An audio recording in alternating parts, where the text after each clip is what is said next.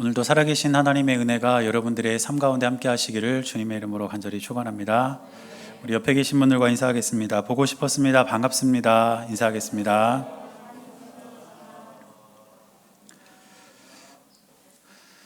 오늘은 우리 교회가 지키는 추수감사주일입니다.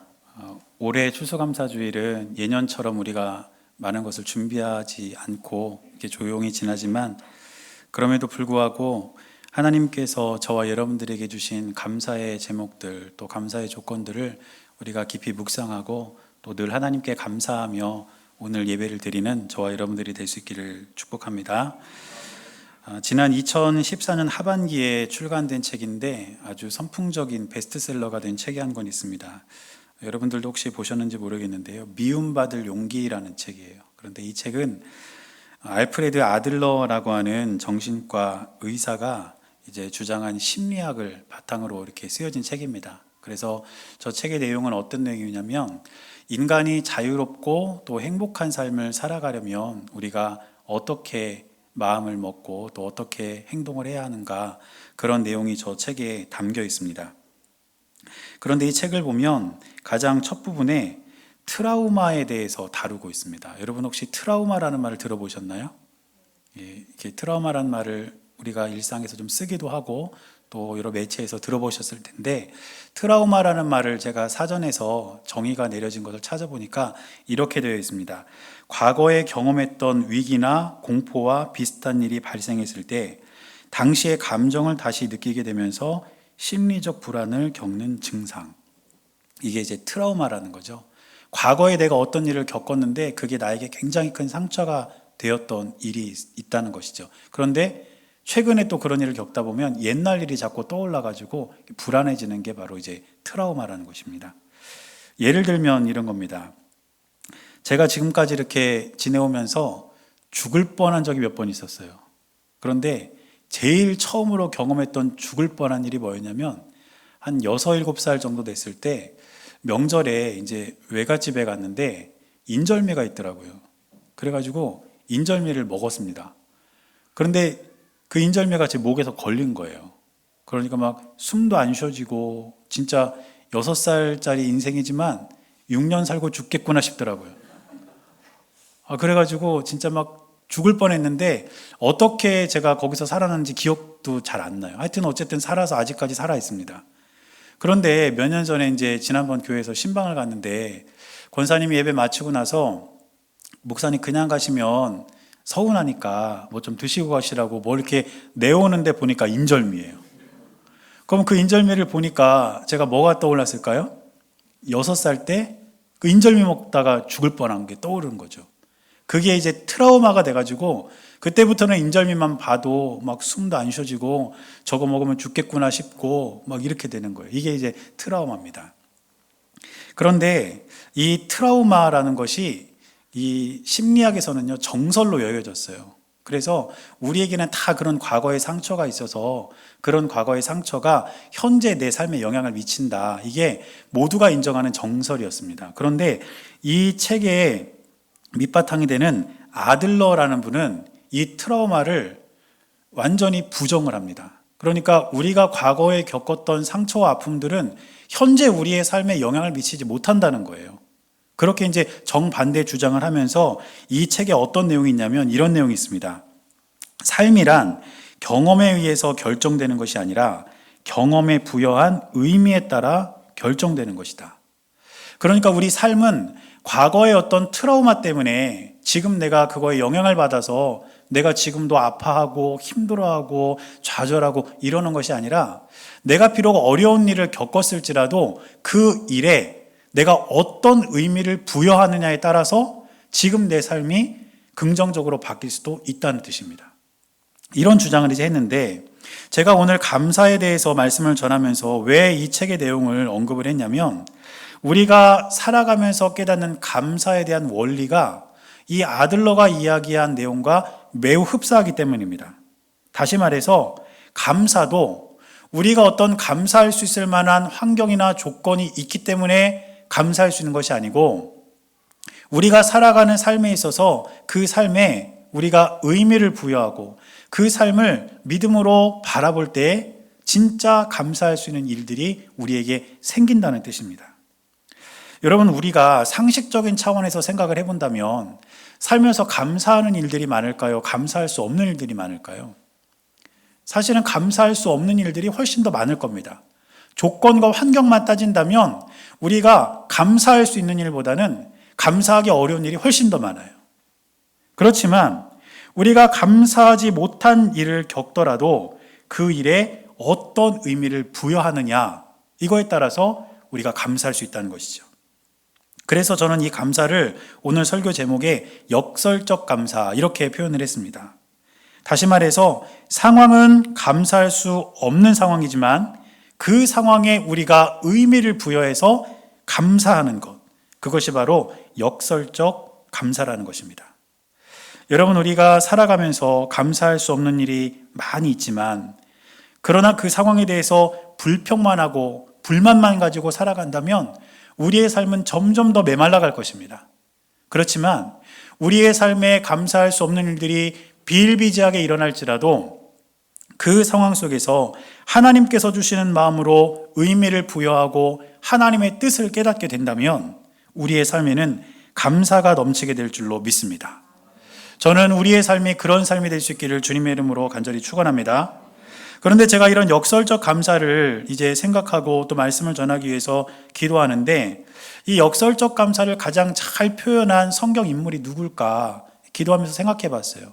그랬더니 가장 먼저 떠오르는 사람이 요셉이었습니다. 그래서 오늘은 이 요셉 이야기를 함께 좀 살펴보면서 역설적 감사를 깨닫는 삶에 대해서 세 가지 단계로 좀 나누어 가지고 말씀을 나누려고 합니다. 첫 번째 단계는 무엇이냐면 역설적 감사의 기초입니다. 이 역설적 감사의 기초는 하나님을 신뢰하는 과정이에요. 그리고 두 번째 단계는 역설적 감사의 발견입니다. 이 과정은 우리의 삶을 해석하는 과정입니다. 그리고 마지막 세 번째 단계가 역설적 감사의 실천인데, 이것은 말 그대로 우리가 감사하며 살아가는 것이죠. 그래서 이 세 가지 단계를 우리가 차례대로 한번 살펴보면서 말씀을 나누도록 하겠습니다. 먼저 첫째로 우리가 역설적 감사를 깨닫기 위한 첫 번째 기초는 하나님을 신뢰하기. 다시 말해서 하나님께 대한 신뢰를 거두지 않고 살아가는 것. 그것이 바로 첫 번째 단계, 역설적 감사의 기초가 됩니다. 오늘 우리가 창세기 50장에 있는 말씀을 읽었는데 요셉의 이야기는 사실은 창세기 37장부터 시작됩니다. 그러니까 창세기에 있어서는 굉장히 많은 부분이 요셉에게 할애되어 있는 것이죠. 그리고 요셉의 일대기를 우리가 이렇게 쭉 읽어보면 요셉의 삶에 사실은 그렇게 감사할 수 있을 만한 조건들이 많이 있지 않았다는 것을 우리가 발견하게 됩니다. 몇 가지를 살펴보면 먼저 요셉은 형들에 의해서 애굽으로 팔려가게 됩니다. 창세기 37장 28절을 보니까 이 사실을 이렇게 기록합니다. 그때 미디안 사람 상인들이 지나가고 있는지라 형들이 요셉을 구덩이에서 끌어올리고 은 20에 그를 이스마엘 사람에게 팔매 그 상인들이 요셉을 데리고 애굽으로 갔더라. 그렇게 애굽으로 팔려간 요셉이 이제 보디발이라는 사람의 집으로 노예로 들어가게 됩니다. 종으로 팔려가게 되죠. 그런데 거기에 갔더니 보디발의 아내가 요셉을 유혹하는 거예요. 그리고 여러분들이 아시는 것처럼 요셉이 그 유혹을 거절합니다. 그러면 요셉 입장에서는 잘한 일이잖아요. 그러면 좀 일이 잘 풀려야 되는데 이 보디발의 아내가 자기의 요청을 거절하니까 요셉에게 누명을 씌워요. 그런 다음에 일이 어떻게 됐을까요? 창세기 39장 20절을 보면 이렇게 나옵니다. 이에 요셉의 주인이 그를 잡아 옥에 가두니 그 옥은 왕의 죄수를 가두는 곳이었더라. 요셉이 옥에 갇혔으나. 감옥에 들어간 겁니다. 감옥에. 또 그렇게 옥에 갇히게 된 요셉은 그곳에서 누구를 만나냐면 왕의 관원장들을 만납니다. 그리고 왕의 관원장들이 꾼 꿈을 해석을 해주죠. 그때 술 맡은 관원장이 꿈을 해석해 주면서 그가 다시 복직될 거라고 이야기를 해줘요. 다시 원래대로 관직을 회복하게 될 겁니다. 이렇게 이야기를 해주면서 한마디를 덧붙입니다. 뭐라고 이야기했냐면 당신이 만약에 잘 되면, 복직이 되면 나를 좀 잊지 말고 바로에게 이야기를 좀 잘 해줘서 내가 누명 쓰고 들어왔으니까 나를 좀 꺼내달라, 이렇게 부탁을 합니다. 충분히 할 수 있는 일이잖아요. 이게 이제 창세기 40장의 마지막 내용인데 그 다음 이어지는 창세기 41장이 어떻게 시작하는지 아십니까? 이렇게 시작합니다. 만 2년 후에. 이게 무슨 뜻일까요? 술 맡은 관원장이 복직이 됐는데 요셉이 부탁한 걸 까맣게 잊은 거예요. 그리고 시간이 2년이나 지난 겁니다. 그러니까 지금 요셉의 그런 삶을 우리가 쭉 살펴보면 형들에 의해서 애굽으로 팔려갔죠. 보디발의 아내가 유혹할 때 자신의 양심과 신앙에 따라서 거절했는데 감옥에 갇혔죠. 감옥에서 술 맡은 관원장의 꿈을 해석해 주면서 다시 감옥에서 나갈 것 같은 기대를 가졌는데 그 기대가 산산조각이 나버렸습니다. 이런 일들이 요셉의 삶에서 계속되는 걸 보면 요셉의 삶에 감사의 조건들을 어디서 찾을 수가 있겠습니까? 그런데 요셉은 이렇게 감사의 조건이나 감사할 수 있는 상황이 전혀 없었음에도 불구하고 요셉이 정말 잘한 것이 하나 있습니다. 그게 뭐냐면 하나님께 대한 신뢰를 잃지 않았다는 거예요. 여러분, 요셉은 형들의 미움을 받고 애굽으로 팔려갔습니다. 그런데 그 상황 속에서도 하나님께 대한 믿음을 잃지 않았어요. 그래서 그 상황에 대해서 요셉은 창세기 45장 8절 앞부분에 보면 이렇게 말합니다. 그런즉 나를 이리로 보낸 이는 당신들이 아니요 하나님이시니라. 하나님께서 나를 이곳으로 보내셨다. 이 하나님을 잃지 않았다는 것이죠. 또 요셉은 형들에 의해서 애굽으로 팔려가면서 감사할 수 없는 상황을 겪었지만 하나님을 잊지 않은 그 믿음을 가지고 보디발의 집에서도 지냈다는 것입니다. 그래서 보디발의 아내가 그를 유혹할 때 뭐라고 거절했냐면 내가 어찌 이 큰 악을 행하여 하나님께 죄를 지으리이까. 따지고 보면 요셉이 보디발의 아내의 요청을 들어줬으면 누구한테 죄를 짓는 거냐면 보디발한테 죄를 짓는 거예요. 그런데 요셉은 하나님을 잊지 않았기 때문에 내가 여기서 죄를 짓는다면 이것은 하나님께 죄를 짓는 것이다. 이렇게 그녀의 요청을 거절했습니다. 또 감옥에서도 관원장들의 꿈 이야기를 들을 때도 뭐라고 이야기했냐면 해석은 하나님께 있지 아니하니까. 꿈 이야기를 들으면서도 이 해석은 하나님께 있는 것입니다. 이렇게 하나님에 대한 마음을 끝까지 잃지 않았던 것입니다. 여러분, 요셉은 이처럼 아무리 어려운 일을 겪어도 그래서 감사의 조건이라고는 눈을 씻고 찾아봐도 없는 그 상황 속에서도 하나님께 대한 신뢰를 거두지 않았습니다. 이것이 바로 우리가 역설적 감사를 깨닫기 위한 첫 번째 기초가 되는 사실입니다. 저도 제 삶을 이렇게 돌아보면 요셉처럼 누가 저를 밖으로 이렇게 팔진 않았지만 좀 어려운 일들을 많이 겪으면서 자랐어요. 어린 시절에. 그런데 어린 시절에는 그럴 수 있다고 쳐요. 그런데 적어도 제 생각에 신학교를 가서는 제 상황이 좀 나아져야 합리적이라고 생각했습니다. 왜냐하면 그래도 내가 모든 것을 다 좀 내려놓고 목회의 길을 가겠다고 하나님께 결단했으면 하나님이 내 삶을 좀 이렇게 조금은 이렇게 좀 펴지게 해주셔야 되는 거 아닌가 이런 생각을 했는데 웬걸 아무것도 변한 게 없는 거예요. 오히려 더 힘들어지더라고요. 대학교 가고 나니까. 그래서 제가 차비라도 좀 아껴보려고 꽤 먼 거리를 자전거를 타고 학교를 다녔습니다. 그 당시에 이제 대전의 시내버스가 한 번 탈 때 500원이었어요. 그러니까 학교 왔다 가면은 하루에 1,000원을 아끼는 거예요. 그 자전거 타고 땀 뻘뻘 흘리면서 부모님께는 건강 때문에 탄다고 이렇게 그냥 대충 둘러대고 자전거를 타고 학교를 다니는데 하루 갔다 오면 1,000원 아끼는 거죠. 그렇게 해가지고 이제 계속 자전거를 타고 학교를 다니다가 5일째 되는 날 제가 사고가 났습니다. 5일째 되는 날 학교 갔다 돌아오는 길에 그 도로에서 버스가 갑자기 이렇게 확 들어오는 바람에 그 버스를 피하려다가 제가 아스팔트 위로 왼쪽으로 넘어져가지고 이 왼쪽이 크게 다쳤어요. 자전거도 부서지고. 그래가지고 부서진 자전거를 끌고 왼쪽 팔에서는 피가 철철 나고 다리도 아프고 그렇게 해가지고 자전거를 끌고 이제 집에 오는데도 마음이 그렇게 나쁘진 않더라고요. 왜냐하면 내가 5,000원을 아꼈으니까. 오늘까지 5일 동안 자전거 타고 다니면서 내가 5,000원 아꼈다. 이 사실 때문에 마음이 그렇게 나쁘진 않더라고요. 근데 어쨌든 이제 상처가 나고 피가 너무 많이 나니까 치료를 해야 되잖아요. 그래서 이제 약국에 가가지고 소독약하고 연고 좀 주세요. 그랬어요. 얼마냐고 물어봤더니 5,000원이라는 거예요. 내가 어떻게 5,000원을 벌었는데 그 5,000원이 한 번에 그냥 약값으로 나가버리고. 그런 상황이 이제 이렇게 일어나니까 마음도 좀 그렇고 좀 쓸쓸했어요. 그런데 제가 이런 일들을 겪고 지내면서도 제 스스로 대견한 것 한 가지가 있었다면 요셉처럼 하나님께 대한 믿음을 버리지 않았다는 겁니다. 그래서 그래도 지금까지 목회할 수 있고 이만큼 지낼 수 있는 것 같아요. 여러분, 우리가 역설적 감사를 깨닫기 위해서는 가장 먼저 어떤 상황 속에서도 하나님께 대한 신뢰를 잃지 않아야 될 줄로 믿습니다.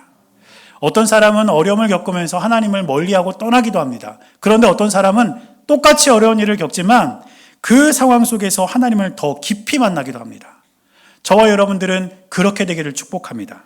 이게 첫 번째 단계입니다. 두 번째 단계는 무엇이냐면 역설적 감사의 발견인데, 우리가 역설적 감사를 깨닫기 위해서는 하나님을 신뢰하는 기초 위에서 우리의 삶을 해석해야 된다는 것입니다.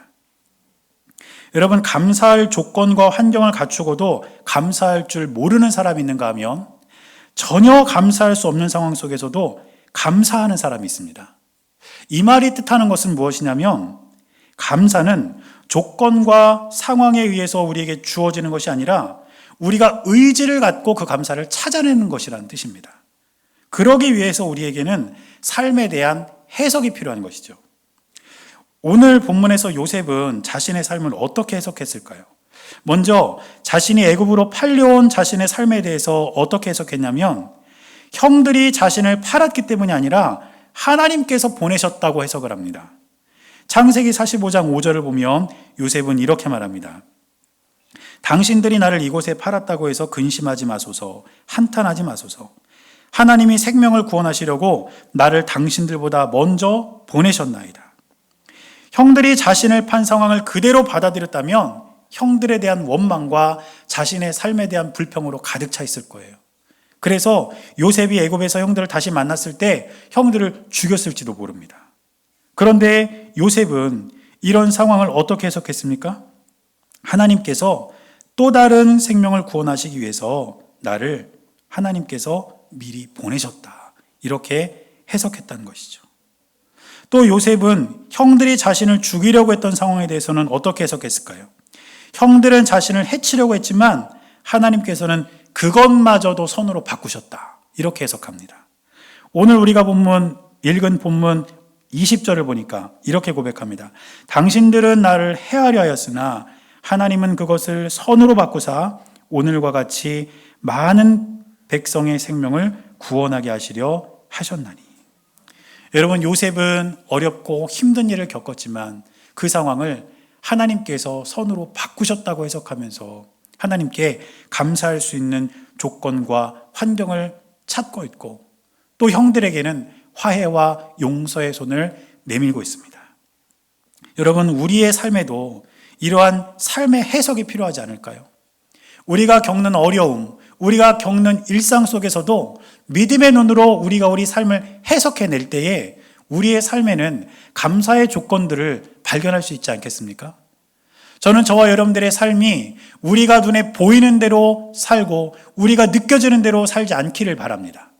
우리가 무엇을 경험하든 그 삶에 대한 진지한 믿음의 해석이 있음으로 말미암아 하나님께서 주시는 감사의 조건들을 찾아갈 수 있는 은혜가 저와 여러분들의 삶 가운데 있게 되시기를 주님의 이름으로 간절히 축원합니다. 올해 2020년은 누구에게나 어려운 한 해였습니다. 정말 뜻하지 않은 이 코로나 바이러스로 인해서 개인의 삶도 힘들었고 또 교회적으로도 여러 가지 어려움과 또 고통의 시간들을 우리가 보냈습니다. 이 상황은 부인할 수 없는 현실입니다. 어려움의 사실이 있었다는 것이죠. 그런데 우리가 이 어려움을 그냥 눈에 보이는 대로 받아들일 것이 아니라 이 어려움을 믿음의 눈으로 해석을 하게 되면, 믿음의 눈으로 바라보게 되면 감사의 조건들을 찾아낼 수가 있다는 것입니다. 제가 말씀을 준비하면서 우리가 코로나라는 큰 어려움을 겪었지만 그래도 그 상황 속에서 어떤 감사의 조건들이 있었나 제가 한번 돌아봤어요. 몇 가지 감사의 조건들을 제가 삶을 해석하며 찾아냈습니다. 첫 번째 감사는 무엇이었냐면 우리가 이 코로나로 인해서 어려움을 겪었지만 이 어려움으로 인해 우리는 교회와 예배에 대한 소중함을 깨닫게 되었다는 것입니다. 이것은 감사할 수 있는 조건이에요. 왜냐하면 우리가 그동안 교회에서 모여서 예배를 드리는 것에 대해서 그렇게 크게 감사하지 못하고 크게 소중하게 생각하지 못했는데 정작 교회 문이 닫히고 맘대로 교회에 올 수 없게 되니까 우리가 여기서 드리는 예배, 우리가 함께 모여서 교제를 나누고 함께 더불어 살아가는 우리의 신앙생활이 얼마나 귀하고 복된 것인지 우리가 알 수 있게 된 거 아니겠습니까? 또 두 번째로 감사한 것은 무엇이었냐면 이 코로나로 인해서 이단이 수면 위로 드러나게 됐습니다. 여러분, 우리나라에서 이 종교인들을 이렇게 조사할 때 기독교로 조사되는 그 통계 안에는 이단도 다 포함이 됩니다. 정통과 이단은 우리만 나누는 거지 나라에서는요 다른 이단들도 우리하고 다르게 보지 않아요. 똑같이 봅니다. 그런데 이번에 이 코로나로 인해서 신실한 믿음을 가지고 있는 정통 교회와 그렇지 않은 그러한 사회비나 이단들이 분명하게 드러나면서 사람들도 그런 것들을 알게 되지 않았습니까? 저는 이것도 우리의 신앙에 있어서 또 다른 사람들에게 있어서 참 감사한 일이라고 믿습니다. 또 한 가지는 제가 올해 이렇게 시작하면서 이제 우리 교회가 이제 예배당이 이렇게 다 차니까 뭐 의자도 놓아야 되게 생겼고 막 이런 상황 속에서 예배를 좀 나눠야 되나 이런 고민을 했어요. 그런데 사실은 예배 한 번 더 드리는 게 그렇게 말처럼 쉬운 건 아닙니다. 찬양단도 한 번 더 서야 하고 지금도 우리 신집사님 2번이나 찬양 인도하면서 좀 힘드실 텐데 이런 것들이 이제 어려움이죠. 그런데 코로나 때문에 자연스럽게 나눠졌어요.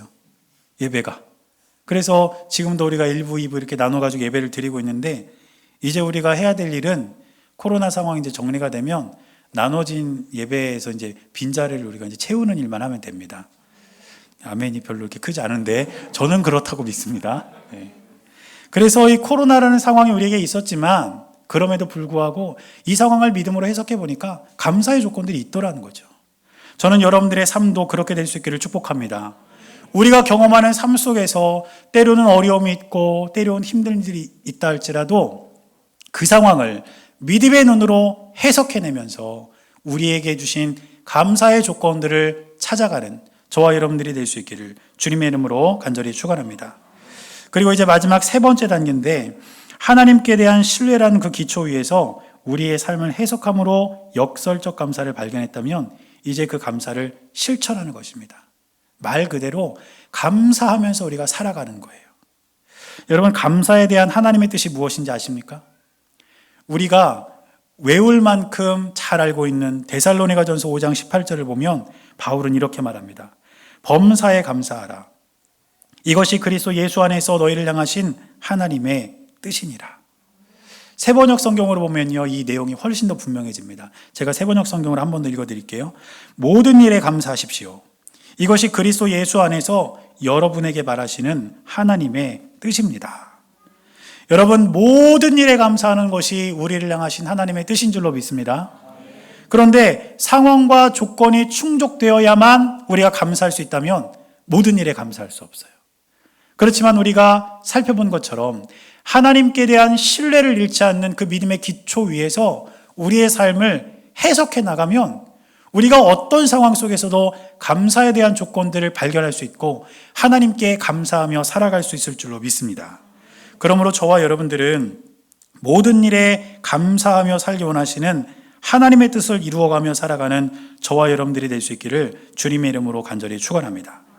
그리고 한 가지 더 우리가 감사한 마음으로 살아가기 위해서는 우리가 하나님께 감사한 일이 있는 만큼 세상을 향해, 이웃을 향해 그 감사로 인한 은혜와 기쁨을 흘려보내야 합니다. 여러분, 오늘 본문을 보면 요셉은 자신의 삶 속에서 경험한 그런 은혜들을 그냥 말로만 그치는 것이 아니라 자기의 형제들에게 흘려보낼 것을 약속하고 있습니다. 오늘 본문의 21절을 보면 이렇게 말합니다. 당신들은 두려워하지 마소서. 내가 당신들과 당신들의 자녀를 기르리이다 하고 그들을 간곡한 말로 위로하였더라. 여러분, 우리가 감사를 깨닫게 되고 감사가 우리에게 느껴지게 되고 체험되어질 때에 그 감사로 인한 은혜와 기쁨을 여러분 주위의 이웃들에게, 여러분들 가족들에게 함께 나눌 수 있기를 축복합니다. 그리고 저는 우리 교회도 그렇게 될 수 있기를 바랍니다. 여러분, 우리 교회도 감사한 일이 너무너무 많지 않습니까? 아까도 잠깐 말씀드렸지만 이 코로나로 인해서 어려운 시절을 우리가 겪었지만 올해 우리 교회는요, 감사한 일이 참 많았어요. 첫째로 우리 교회적으로 참 감사한 일은 이래와 호연이가 태어났습니다. 하나님께서 새 생명을 주셨어요, 우리 교회에. 얼마나 감사한 일이에요. 또 우리가 중간중간 예배가 중단이 되었지만 다시 이제 상황이 좋아져서 예배를 드릴 수 있게 되면 거의 대부분 성도님들이 나와서 예배를 함께 드렸습니다. 다른 교회들은 오라고 하는데도 뭐 안 오고 막 그래가지고 어려움을 겪었다고 하는데 우리 교회는 거의 다 나오고 계세요. 그러니까 이것도 우리 교회는 감사의 조건 아닐까요? 또 어떤 교회들은 재정적으로 큰 어려움을 당하는 교회도 있습니다. 물론 우리 교회도 예배를 정상적으로 드렸을 때하고 비교하면 이렇게 부족함이 있고 그렇죠. 그렇지만 우리가 재정 때문에 해야 할 일을 하지 못하거나 재정 때문에 고민하는 일은 없었습니다. 이것도 역시 감사의 조건입니다. 그런데 이렇게 우리 교회에 감사한 일이 많았다고 해서 우리끼리 축제를 벌인다거나 우리끼리 모여가지고 그냥 우리끼리 잘 먹고 잘 살자 이렇게 이야기한다면 하나님께서 원하시는 감사는 아닐 겁니다. 제가 요즘에 새롭게 좀 깨닫게 된 그런 생각이 하나 있어요. 그게 뭐냐면 제가 요즘에 이제 살이 계속 좀 찌고 있어요. 그래가지고 오랜만에 저를 이렇게 만나는 동역자들이나 제 친구들은 저를 보면 하나같이 뭐라고 이야기하냐면 이 목사 담임 목회 편한가 봐 그래요. 근데 여러분 뭐 부목사 사역이나 담임 목사 사역이나 뭐 차이가 있겠어요. 나름대로 다 어려움이 있죠. 감사하면서 목회하고 있지만 다 나름대로 어려워요. 제가 살이 찐 이유는 편해서가 아니라 많이 먹기 때문이에요. 혼자 사무실에 이렇게 있다 보니까 제가 가만히 생각해 보니까요. 커피도 다른 때보다 조금 더 많이 마시는 것 같고 집도 바로 위에 있다 보니까 끼니를 거르지 않고 끼니를 챙겨 먹고 막 이러다 보니까 이제 살이 찌는 거죠. 그런데요. 이렇게 나에게 먹을 것이 있다고 해서 그거를 나 혼자 막 먹고 있으면 제가 어떻게 될까요? 병듭니다. 비만 걸리고요. 고지혈증 걸리고 막 혈압 높아지고 막 그렇게 될 거예요. 그런데 만약에 제가 저에게 먹을 것이 있다고 해도 그거를 나만 먹지 않고 나눠주면 어떻게 될까요? 주위 사람들에게 나눠주고 친구들에게 나눠주고 그러면 저는 건강을 되찾을 거예요. 교회도 똑같습니다. 우리 교회가 감사한 일이 많다고 해서 우리끼리 먹고 즐기자, 우리끼리 축제를 열자, 우리끼리만 잘 되면 된다. 그러면 교회는 영적으로 병듭니다. 그러나 우리 교회에 감사한 일이 있어서 그 감사의 기쁨을 가지고 그 감사를 누리지 못하는 우리 이웃들에게 또 선교지에 우리가 그 기쁨과 은혜를 흘려보낼 수 있다면 우리 교회는 영적으로 훨씬 더 건강한 하나님이 기뻐하시는 교회가 될 수 있을 줄로 믿습니다. 그래서 우리가 오늘 추수감사주의를 지내면서 정말 이 기쁨과 감사를 누리지 못하는 우리 이웃들에게 교회와 선교지에 이 은혜를 우리가 흘려보낼 수 있기를 바랍니다. 그러면 우리 교회는 훨씬 더 하나님 보시기에 아름다운 교회, 건강한 교회가 될 줄로 믿습니다. 그리고 여러분들도 그러한 은혜와 감격들을 많은 분들에게 흘려보내며 살아가는 축복이 있게 되시기를 주님의 이름으로 간절히 축원합니다. 제가 어제 말씀을 준비하고 이제 마무리하면서 문득 궁금한 것이 하나 있더라고요. 그게 뭐냐면 성경에 등장하는 인물들 중에 감사라는 말을 가장 많이 한 사람이 누굴까? 여러분 누구라고 생각하십니까? 제가 좀 찾아봤더니 바울이에요, 바울. 그런데 여러분 바울은요, 냉정하게 세상적으로 말하면 예수님 믿고 망한 사람입니다. 자신이 세상적으로 누리던 모든 좋은 것들을 다 내려놓은 사람이 바울이었어요. 그런데 바울은 세상을 향해서 끊임없이 감사를 외칩니다. 하나님께 감사하고 동역자들에게 감사하고 편지를 받는 교회와 개인들에게 감사합니다. 이유가 뭘까요? 자기 자신이 예수 그리스도를 믿는 믿음 안에서 자신의 삶을 해석한 감사의 조건들을 찾았기 때문이에요. 저는 이 은혜가 여러분들의 삶 가운데도 있게 되시기를 축복합니다. 2020년 추수감사주의를 지내는 저와 여러분들의 삶에 바로 이 역설적 감사가 있게 되어서 우리의 삶에 하나님께서 주시는 감사의 삶이 늘 충만하게 되시기를 주님의 이름으로 간절히 축원합니다. 기도하겠습니다. 사랑하는 주님, 우리가 오늘 추수감사주의를 지키며 하나님께 늘 감사하는 삶을 살기로 결단합니다. 우리의 삶에 때론 어려움이 있다 할지라도 그 상황을 역전시키시고 새로운 눈으로 보게 하시는 주님을 향한 믿음의 기초 위에서 우리가 우리의 삶을 해석하게 하시고 그 안에서 주님의 뜻을 찾아 감사하며 살아가게 하여 주옵소서. 살아계신 예수님의 이름으로 간절히 기도드렸습니다. 아멘.